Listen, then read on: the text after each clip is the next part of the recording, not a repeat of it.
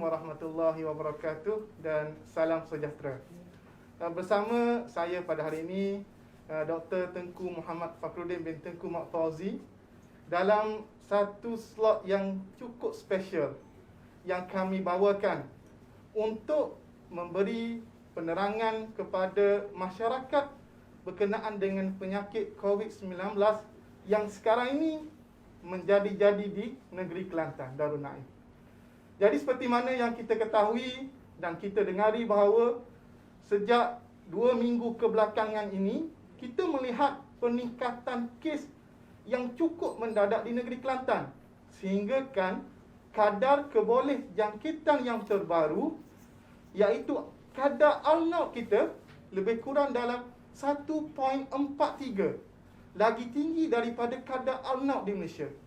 Jadi ini merupakan satu peluang yang cukup baik untuk kita sama-sama mendalami, mengetahui bagaimana penyakit COVID-19 ini merebak dan bagaimana kaedah dan langkah-langkah yang kita boleh ambil untuk mencegah penularan COVID-19 di dalam komuniti kita. Untuk makluman semua, forum pada hari ini dibawakan khas, dianjurkan oleh Nerve Center Kampus Kesihatan USM Kubang Krian, Pusat Media dan Perhubungan Awam, serta pejabat Timbalan Dekan Libat Sama Industri, Komuniti dan Pelajar, Pusat Pengajian Sains Perubatan USM, serta kerjasama bersama dengan NGO, Persatuan Amal Perubatan Ibn Sina Malaysia Cawangan Kelantan, Pabisma Cawangan Kelantan. Dan forum pada hari ini juga kita bawakan, walaupun hari ini nampak ada satu panel, tapi sebenarnya kita ada 2 panel. Kan? InsyaAllah panel yang pertama yang berada di sebelah saya ini ialah Dr. Nur Suhaila Idris yang merupakan pakar perubatan keluarga dan merupakan pensyarah di Jabatan Perubatan Keluarga, Pusat Pengajian Sains Perubatan, Kampus Kesihatan USM, Kampus Kesihatan Kubang Krian. Dan beliau juga merupakan penyelaras Klinik Saringan Infeksi Hospital Universiti Sains Malaysia. Dan saya kira merupakan orang yang cukup layak untuk bercakap berkenaan dengan COVID-19 disebabkan oleh doktor sendiri. Saya kira pengalaman lebih kurang dalam setahun lebih, doktor, mengendalikan klinik saringan infeksi dengan pelbagai kes, pelbagai cabaran dan pancaroba. InsyaAllah doktor akan berkongsi kepada kita berkenaan dengan penyakit COVID-19. Dan ahli panel yang kedua, InsyaAllah selepas pada ini adalah Profesor Madya Dr. Nik Rosmawati Nik Hussein yang merupakan pakar kesihatan awam, Jabatan Perubatan Masyarakat, Pusat Pengajian Sains Perubatan USM, Kampus Kesihatan Kubang Krian. Yang ini juga merupakan satu pakar kesihatan awam yang insyaAllah akan bagi sedikit penerangan kepada kita semua bagaimana dan kaedah untuk kita mencegah COVID-19, terutamanya di sekolah-sekolah. Dan untuk makluman semua, sebelum saya serahkan kepada panel pertama, saya minta kepada semua audiens, pendengar yang mendengar sesi Facebook Live ini, sila klik butang like dan share kepada kawan-kawan kita yang lain. Terutamanya fokus kita kepada siapa? Kepada guru-guru, warden yang terlibat untuk mengendalikan kontak COVID-19 di sekolah-sekolah mereka. Tetapi forum ini terbuka kepada semua. Semoga dengan forum ini kita akan dapat ilmu yang baru. Dengan ilmu tersebut kita akan ada suatu penambahbaikan untuk kita mencegah COVID-19 daripada terus menular dalam komuniti kita. Jadi doktor, berbalik kepada soalan yang pertama lah. Yalah, walaupun orang kata dah setahun lebih COVID-19, sepatutnya kita kira masyarakat dah tahu dah lah tentang COVID-19 ni lagu mana, bagaimana dia merebak, simptomnya macam mana. Cuma kadang-kadang kalau istilah Terengganu kita panggil makngah, dia mari-mari lupa kadang-kadang. Dan memang kadang-kadang manusia ni dalam bahasa Arab disebut insan. Insan tu daripada perkataan nasya. Nasya tu maksud lupa. Jadi kita kena bagi peringatan semua, doktor. Terutamanya dalam keadaan kes yang makin meningkat sekarang ni, supaya masyarakat kita bertambah sedar dan dia ambil tindakan yang selanjutnya. Jadi untuk soalan dari doktor, boleh doktor terangkan tentang gejala dan risiko berkaitan dengan jangkitan COVID-19 ini, dan seterusnya apa nasihat doktor untuk kita sama-sama terlibat dalam mencegah penyakit COVID-19 ini dalam komuniti kita. So dipersilakan. Terima kasih Dr. Tengku selaku moderator pada hari ini. Terima kasih kepada USM dan pihak penganjur kerana menjemput saya untuk berkongsi sedikit ilmu berkenaan dengan COVID-19. Sebagaimana yang Dr. Tengku bagi tahu tadi kan, kita dah setahun lebih kita berjuang dengan pandemik COVID-19, dan kita mengharapkan insya-Allah tahun ni makin berkurangan, tetapi kita diuji lagi ya Dr. Tengku ya. Kita diuji lagi, dan sebagaimana Dr. Tengku bagi tahu tadi, sebagai manusia kan, kadang-kadang kita lalai sekejap sebab tengok statistik dah makin menurun dan sebagainya. Kes kita naik kembali, dan apa yang kita perlu tahu sebagai satu amanah untuk kita ialah berkenaan dengan pandemik COVID-19. Yang pertama, untuk kita kenali apakah gejala ataupun kes yang disyaki COVID-19. Sebab COVID-19 adalah satu benda baru. Walaupun 1 tahun lebih, tapi perubahan sangat cepat. Dan clinical criteria dia dengan awal dulu hanya kita tahu setakat tu, sekarang kita dah tahu banyak sikit. Ya? Contohnya yang kita perlu tahu untuk kesedaran kita, gejala COVID-19. Siapakah kes yang disyaki sebagai kes COVID-19 ni? Yang pertama ialah kriteria klinikal lah. Kriteria klinikal itu gejala. Kalau dalam KKM pun kita dah ada poster banyak dah Dr. Tengku kan. Pihak Kementerian Kesihatan Malaysia dah keluarkan pelbagai poster individu, NGO. Yang pertama contohnya sebab dia coronavirus ni dia sama juga dengan virus corona yang lain. Tu jangkitan lebih kepada respiratory tract infection kan, yang mild dulu. So demam, jangkitan virus biasa tu biasalah kan. Demam, sakit kepala, hidung tersumbat, sesema, sakit tekak, muntah dan loya, cirit-birit. Itu semua gejala viral. So kalau kita tengok kes yang disyaki clinical criteria ni, sekiranya ada 2 antara tanda-tanda yang berikut ni, kita dah boleh kata kemungkinan. Tetapi sekiranya kita ada dalam waktu pandemik, saya bercakap waktu pandemik, batuk ataupun tiba-tiba sesak nafas, ataupun sukar bernafas, tiba-tiba rasa kenapa, rasa semput sikit kan, ataupun gejala yang kebanyakan kami jumpa sebelum ni di klinik, tiba-tiba hilang dera bau, pakai perfume tak berbau, tiba-tiba kan melintas kucing berak tepi pun tak bau, kucing tak bau kan, ataupun tiba-tiba hilang dera rasa, tak rasa. Buka puasa tak rasa pula masin ke manis, tak ada simptom lain.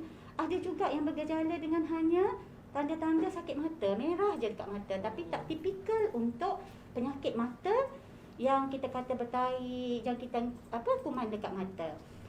Sekiranya ada yang tadi, batuk, sesak nafas, hilang daya rasa tiba-tiba, ataupun hilang daya bau tiba-tiba, yang ni satu pun cukup dah. Untuk kita terus dapatkan konsultasi doktor. Sebab di waktu pandemik kita tak boleh nak anggap ni demam biasa ni.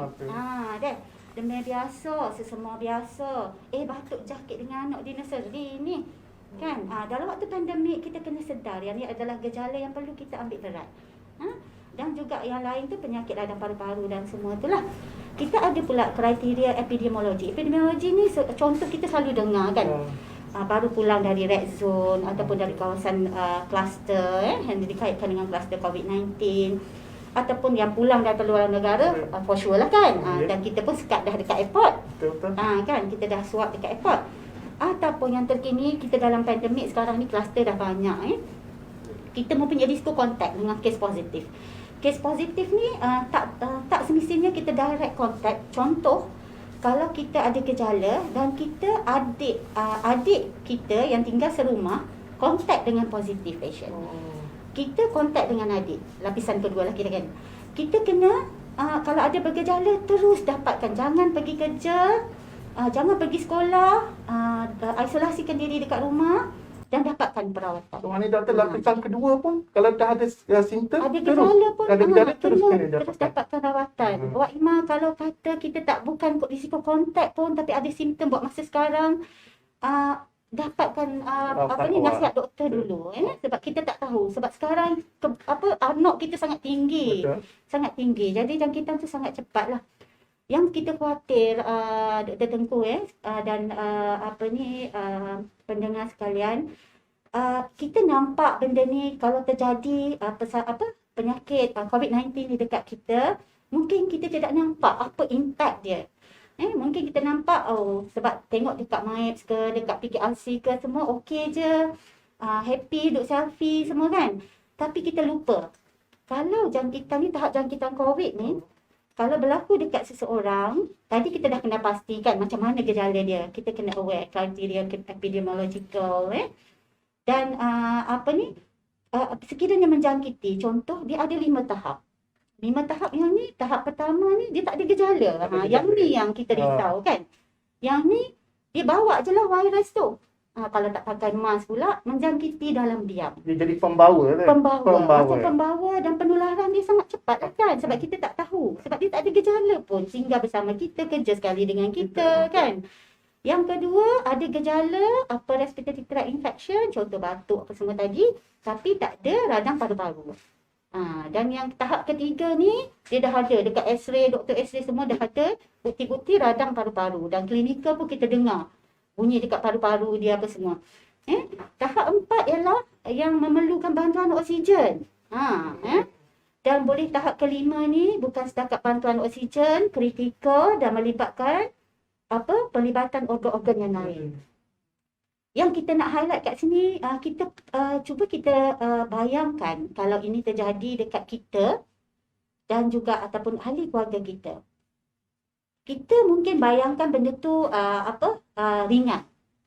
Tetapi katakanlah kita orang muda, kita dapat jangkitan, kita tak ada penyakit kronik, insya-Allah katanya mortality setakat ni lah kan. Kita tengok mortality rate dia rendah. Boleh survive. Duduk 10 hari, rehat, makan, minum dekat PKRC, keluar. Kan, potong gelam keluar. Tetapi cuba bayangkan kalau itu terjadi, kita yang bawa ke dalam rumah kita, datuk nenek kita, mak ayah kita yang ada penyakit kronik, duk cuci buah pinggang tiap-tiap hari, setiap minggu. Kan, ada penyakit jantung. Dia tak keluar mana-mana pun. Dia duduk dalam rumah sahaja. Setahun lebih dah tak keluar mana-mana, rindu dekat anak di red zone pun terpaksa menahan rindu nak tengok cucu baru semua kan. Tiba-tiba kita bawa balik. Mereka ni mortality ataupun untuk kita kata jangkitan COVID yang teruk ni sangat tinggi. Dan apabila ambulan ambil lah di rumah kan, kita tak nak semua ni berlaku. Cuma saya nak kita bayangkan, apabila ambil mak ayah kita yang ada penyakit kronik, anak kita yang kecil, baby yang ada penyakit kronik, penyakit jantung ke, belum tentu kita dapat jumpa dia kembali. Cuba kita bayangkan macam tu. Dan adakah kita rasa tak bersalah kalau kata kita yang membawa, tetapi benda ni telah menyebabkan kematian kepada orang yang kita sayang. Sebab kita tengok jangkitan COVID-19 ni, kita tengok dah statistik KKM pun dah keluarkan setiap hari. Kalau tengok dekat kematian tu 11 ke 12 ke penyakit kronik kan. Dan satu lagi ialah berkaitan dengan merokok dan menghisap vape. Yang ni dah ada bukti lah menunjukkan bahawa ada kaitan yang mana boleh meningkatkan risiko untuk mendapat jangkitan COVID-19. Dan ialah sentuhan tangan, kan, vape pula, kongsi dengan kawan ke, mudah nak dapat jangkitan COVID. Dan bila pesakit perokok ataupun penghisap vape ni, paru-paru dia dah kita kata ada gangguan. Masuk pula COVID-19 ni, lagi teruk lah. Sebab tu lah bila masuk je ke PKRC apa semua, doktor akan tanya dulu status. Isap rokok, isap vape ke? Kan, nak tengok tahap jangkitan ni, kita nak anticipate. Yang ni mungkin akan lebih teruk. Tiba-tiba je boleh lebih teruk. Jadi saya rasa dengan bulan Ramadan ni, siapa yang merokok, isap vape tu, boleh ambil peluang untuk berhenti. Sebab dengan jangkitan COVID-19 yang makin teruk sekarang kan, risiko sangat tinggi lah. Dan kalau tengok dekat sini, Dr. Tengku, saya rasa dekat Kelantan kalau kita lihat sendirilah kan, kita dah okey hari tu kan. Ya, Bila betul. bulan 12 tu cuti sekolah. Ya, Asalnya epidemiological lah kan, anak-anak balik cuti sekolah masa kenduri, kita dah start ada kes kan.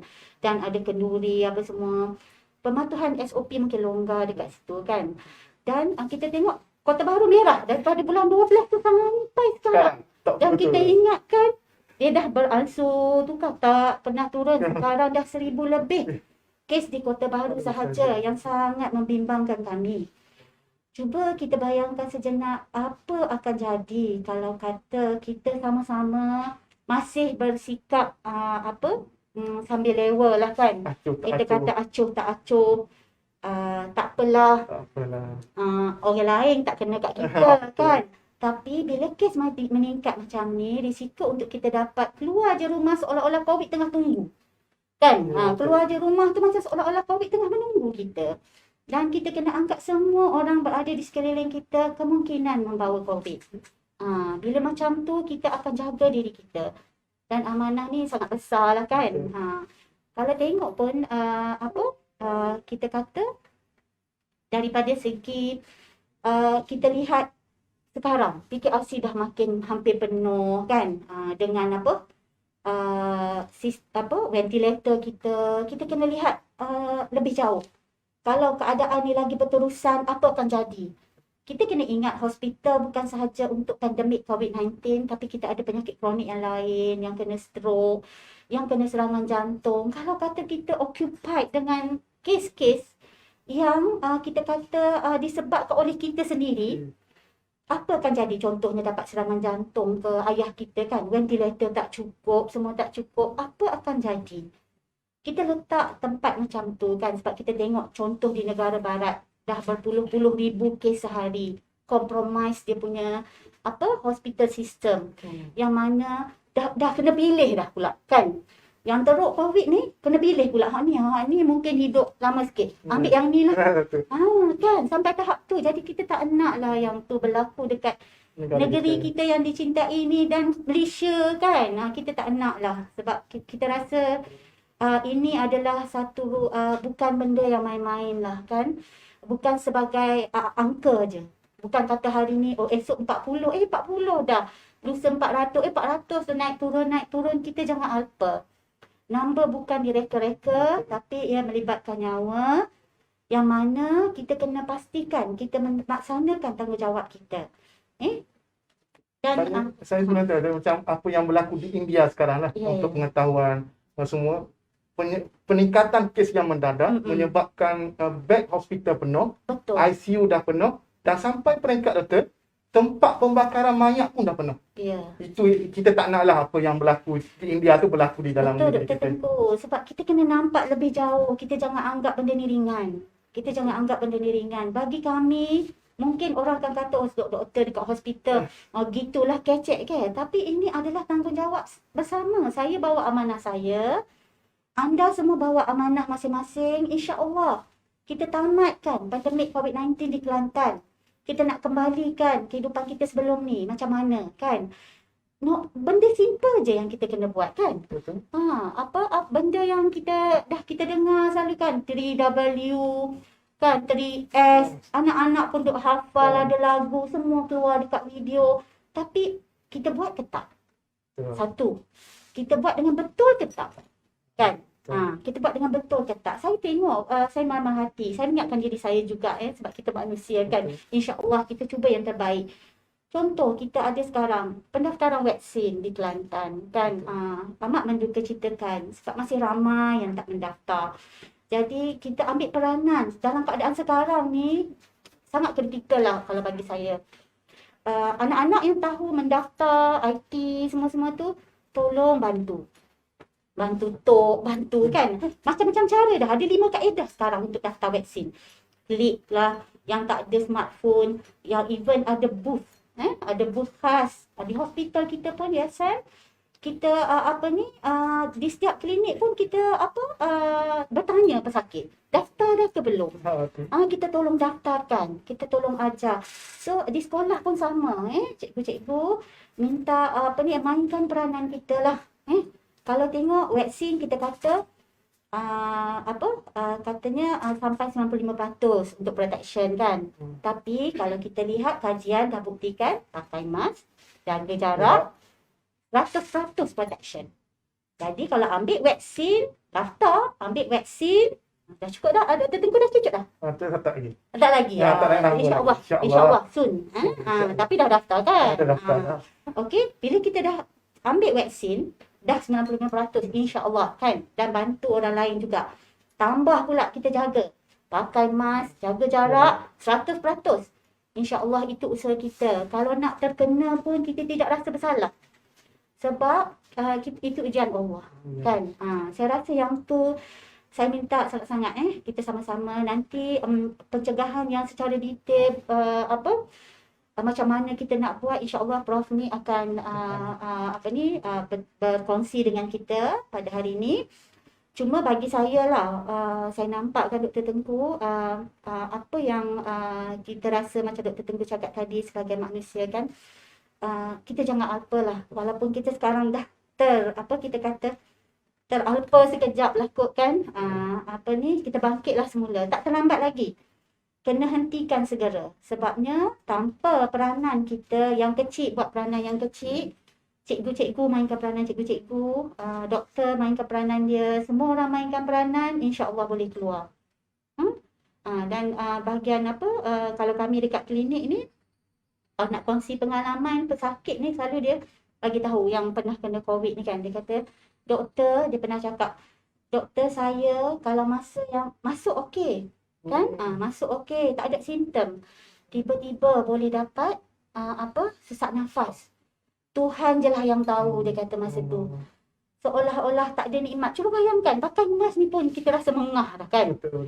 Tapi yang kalau sesemput-semput Allah dah cipta paru-paru tu untuk sedut udara, yang oksigen apa semua, tiba-tiba diganggu oleh COVID semua kan. Sesak nafas kejap, tutup kejap pun kan. Rasa ya Allah kan, sesak nafas macam nak mati dah ke aku ni kan.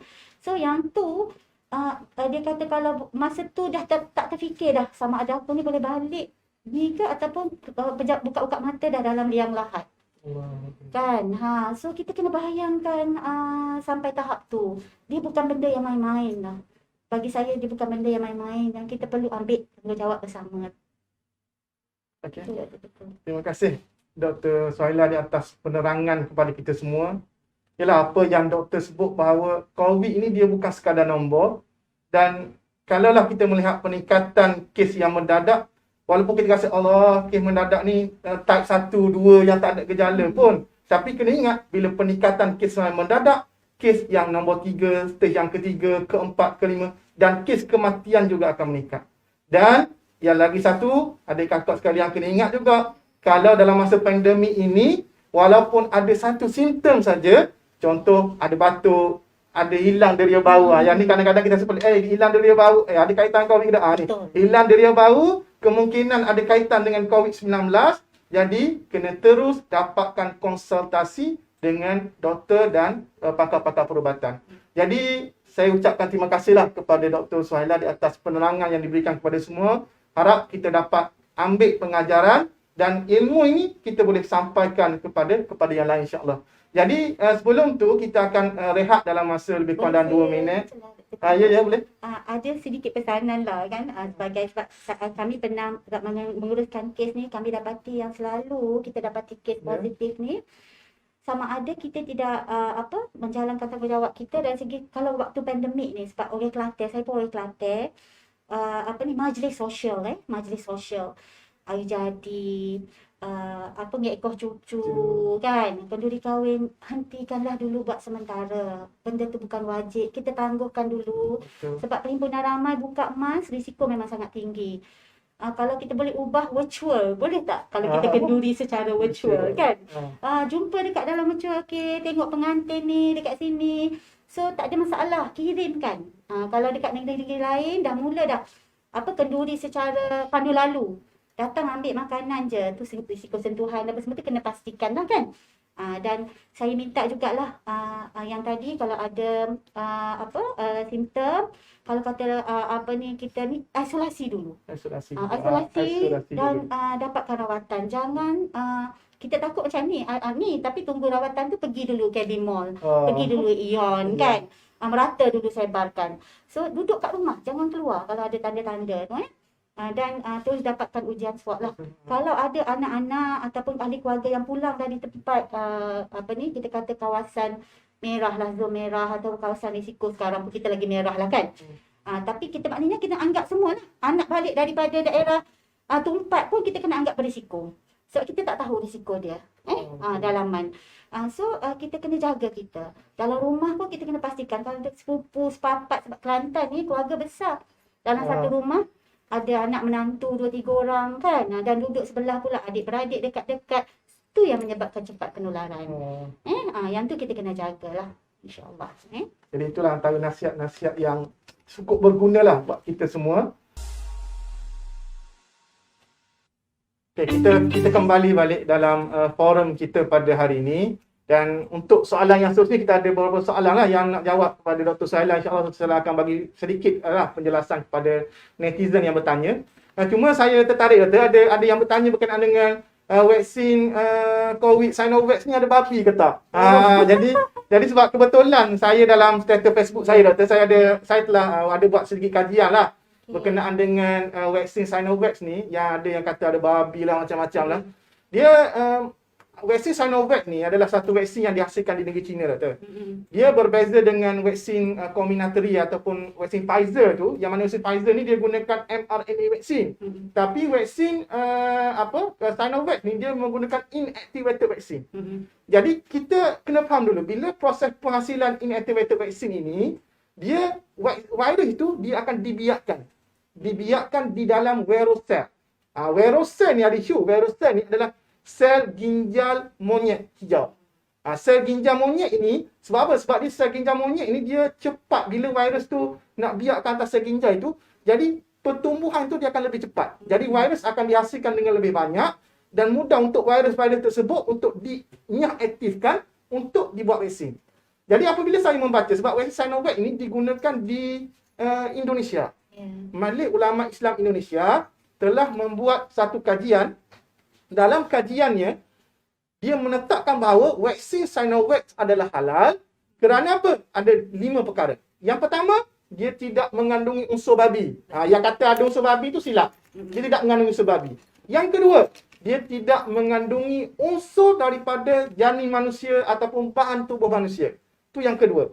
Yang ketiga, walaupun vaksin Sinovac ini dia ada bahan mutan najis. Mutan najis ni kita sebut bangkai tadilah, sel ginjal monyet itu, tetapi sel ginjal monyet ini telah disucikan.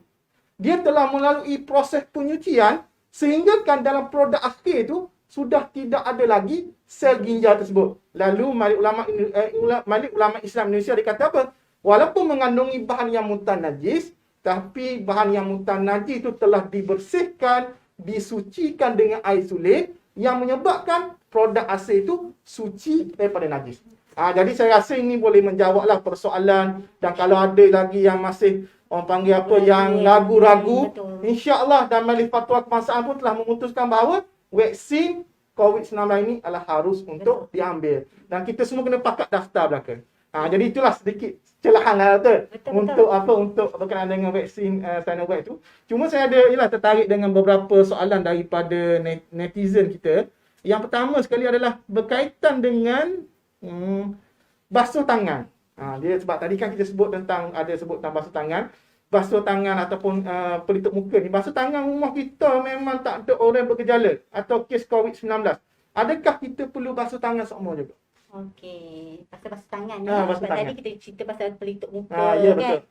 Sebenarnya hand hygiene ni kalau kita kata dalam kita punya yang amalan seharian pun ambil wuduk basuh tangan dulu kan. So kat situ pun kita boleh faham dah kan. Kerap basuh tangan ni boleh mencegah sebab sentuhan. Tangan ni kita banyak guna petek sini, petek situ kan. Betul. Terutamanya bila kita pakai mask. Bila kita pakai mask keluar, pakai mask nak buka mask tersentuh. Kawasan luar ni memang kita kata bila kita dah berkomunikasi dengan orang, dia kita kata sangat berisiko lah. Kan cara pelepusan mask apa semua. Jadi basuh tangan ni kena kerap. Kalau kat dalam rumah tu tak adalah kata kena kejap-kejap pergi basuh tangan. Nak buat tak apa, tak ada masalah kan. Tapi kalau kita lihat pun kan cuma kita tak ada bukti kajian lagi lah sebab tak ada, saya tak aware lagi pasal kajian. Kalau kita tengok sejak kita amalkan kerap basuh tangan, pakai mask semua ni kan, pasangan ni, saya nampak lah yang dekat klinik kita lah, kita tak buat detail audit lagi. Kekerapan pesakit datang dengan URTI ataupun pesakit respiratory tract infection, jangkitan atas saluran paru-paru kan, saluran pernafasan, berkurangan sikit kan. Jadi maknanya daripada situ kita boleh mencegah banyak benda kan, sebab kekotoran kita sentuh situ sentuh sini kan. Kalau kat rumah tak salah lah kalau kita nak pergi, dan kita tak boleh nak anggap orang dalam rumah tu, kalau kita tambah kita ramai dalam rumah tu, ada keluarga extended family, adik ipar duduk sekali ke semua kan, sebab semua orang bergerak. Betul. Kecuali semua orang duduk diam dalam rumah kan. Yang ni pergi pasar, yang tu pergi bekerja kat situ, restoran apa semua kita tak tahu. Kita kena anggap semua orang, kalau waktu sekarang ni semua orang berisiko. Betul. Supaya kita jaga. Kalau ada yang bergejala terus pakai mask, dalam rumah pun pakai mask kalau dia bergejala, sementara nak tunggu dan kena isolasi macam tu. Dan cuci tangan ni satu lagi kan, contoh tadi Dr. Nick, Prof Nick ada sentuh pasal mask, berapa lama, ada soalan tanya berapa lama kan nak tukar virus tu, kalau kuman tu berada dekat mask kan. Kalau ikut yang unit kawalan pencegahan jangkitan, apa yang kita dinasihatkan, mask ni dalam sehari tu 6 jam kalau berterusan kan, berterusan. Tapi kalaulah kata kita batuk ataupun ada gejala, kena kerap tukar cepat, jangan tunggu sampai basah lencun kan baru nak tukar. Takut dah tembus mask kita tu kan, kalau kita ada gejala dan sebagainya. Dan kalau kata satu lagi adalah berkenaan dengan mask ni, kita pegang mask tu, sentuh cara penyimpanan. Contoh kalau kita simpan, kita kena simpan tempat yang nak guna balik lah ni dalam masa 6 jam tu kena lipat, jangan lipat-lipat sampai terkena sentuhan antara luaran dengan dalaman. Dah merisikokan kita.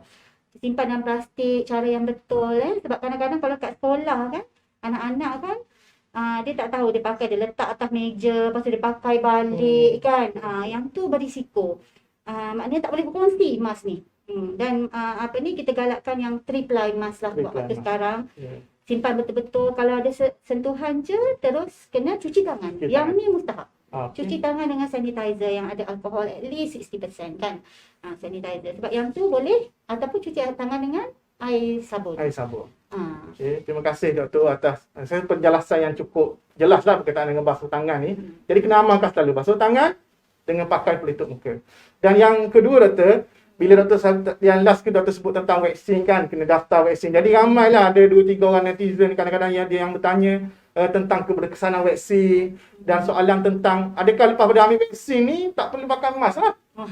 Jadi mungkin soalan ni, jadi mungkin Doktor boleh jelaskanlah dari sudut kekesanan satu, dan yang kedua dari sudut apa SOP selepas telah diambil vaksin. Sebab sekarang kita dah mula fasa kedua lah untuk komuniti kita. Jadi saya persilakan Doktor. Okey. Betul. Ada kekeliruan lah yang kita dapati. Saya dah vaksin, dah cukup dah vaksin, boleh merentas negeri sebab katanya okey, tak berisiko dah kan. Boleh tak pakai mask dah lah. Ada certain negara tu saya dimaklumkan dah vaksin tak pakai mask dah rakyat dia kan. Ada certain negara dah jadi macam ni. Sedangkan kita kata kalau kita tengok kajian pun vaksin Pfizer 90-95% protection. Dan macam mana saya share tadi, yang penting ni jaga jarak, pakai mask 100%. InsyaAllah. Tambah dengan vaksin, insyaAllah lagi selamat kan. Sebab itu adalah antara ikhtiar kita dan benda ni benda baru kan. Dan sebelum vaksin ni sampai ke Malaysia pun ada dah kenyataan dalam KKM kita punya Timbalan Menteri bahagian vaksinasi kan, kementerian yang terlibat telah buat kenyataan dalam akhbar sebelum kita mulakan program vaksinasi ni. Kita dah dapatkan pengesahan, maknanya dah ramai dah orang guna kat luar sana, 80 juta dah orang guna tahap keselamatan dia kan. Dan kalau kita tengok yang diviralkan pasal kematian apa semua tu, kita tunggu KKM, Kementerian Kesihatan Malaysia buat kenyataan rasmi. Jangan mudah nak viralkan. Sebabnya kita tak tahu maklumat tu tepat ke tak. Yang ni yang menyebabkan orang lain jadi was-was dan menggagalkan kita punya usaha. Sebab semua ni saya sendiri pun kan, macam Dr. Tengku pun kita ikhtiar kan, Dr. Tengku kan. Dan Allah dah cakap dah, kena ikhtiar dulu, kita tak boleh nak terus tawakal tak ikhtiar. Kan. Sebabnya Prof Dr. Nick share juga tadi kan pasal sunnah Nabi dah pesan. Dan kita pun dalam saya mengingatkan diri saya jugalah, kalau kita tengok kalau berkenaan dengan benda-benda yang memudaratkan kita ni, kita ingat kepada surah Al-Baqarah ayat 195 yang Allah telah berfirman bermaksud infakkanlah harta kita ke jalan yang benar dan janganlah campakkan diri kita kepada kebinasaan. Kebinasaan ni termasuklah tak patuh SOP, buat benda-benda yang boleh membinasakan orang lain dengan tangan kita sendiri. Dan berbuat baiklah kita. Allah menyukai orang-orang yang berbuat baik dan beramal soleh, insya-Allah. Saya rasalah sebabnya salah satu ikhtiar kita berbuat baik ni, kita ikhtiar. Untuk apa? Kita nawaitu kita ambil vaksin, tawakal kepada Allah, ambil vaksin untuk lindung diri kita dan untuk lindung semua. Sebab yang tu amanah. Kalau nak tanya amanah siapa? Pemimpin. Amanah bukan saya. Pemimpin lah ni. Doktor lah ni, frontliner lah ni fail. Bukan. Dia amanah saya, amanah semua. Semua pemimpin ada amanah dia. Ni semua amanah kita. Kalau semua mainkan peranan, insya-Allah. InsyaAllah kita boleh kembalikan Kelantan green semula, beraya dengan anak-anak dengan norma baru, dan insya-Allah Malaysia pun boleh keluar daripada wabak COVID-19, pandemik COVID-19, insya-Allah. Kita kena bersatu, kebersamaan tu penting. Terima kasih kepada Dr. Suhaila dan Prof Nick di atas, saya kira, kupasan yang cukup menarik lah buat kita semua. Cuma tunggu pada kita ni dengar, simpan ataupun dengar, tubik tengah masuk tengah kanan, keluar tengah kiri. Jadi sekarang ni kita tak boleh salahkan siapa-siapa, salahkan orang ni, salahkan orang ni, salahkan orang ni. Perubahan bermula daripada diri kita sendiri.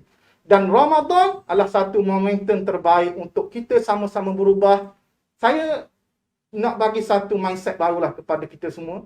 Cuba kita fikir kalau kita pakai mask, niat kerana Allah SWT, nak lindungi diri, lindungi orang lain, kita dah boleh pahala. Kita keluar rumah, jaga penjarakan fizikal, kita nak lindungi diri, nak jaga orang lain, niat kerana Allah, kita boleh pahala. Dan kalaulah kita ikut SOP, mana masuk kat tempat mana-mana, kita daftar, paparkan MySejahtera, scan MySejahtera, tulis nama, untuk memudahkan frontliner kita ni, nak siasat kes. Kita juga niat kerana Allah, kita boleh pahala. Jadi jadikan Ramadan ini satu titik perubahan. Dan selepas pada usaha, kita bertawakal kepada Allah. InsyaAllah dengan usaha kita bersama, kita berganding bahu, insya-Allah kita boleh tamatkan pandemik COVID-19 daripada negeri kita dan Malaysia keseluruhannya. Jadi saya ucapkan terima kasih kepada semua yang mendengar, dan insya-Allah lepas pada ni teruskan bersama kami. Mungkin kita akan ada beberapa sesi-sesi yang menarik untuk kita bagi penerangan kepada semua. Jadi sebarkan kepada kawan-kawan yang lain. Sekian, wabillahi taufiq wal hidayah. Wassalamualaikum warahmatullahi wabarakatuh.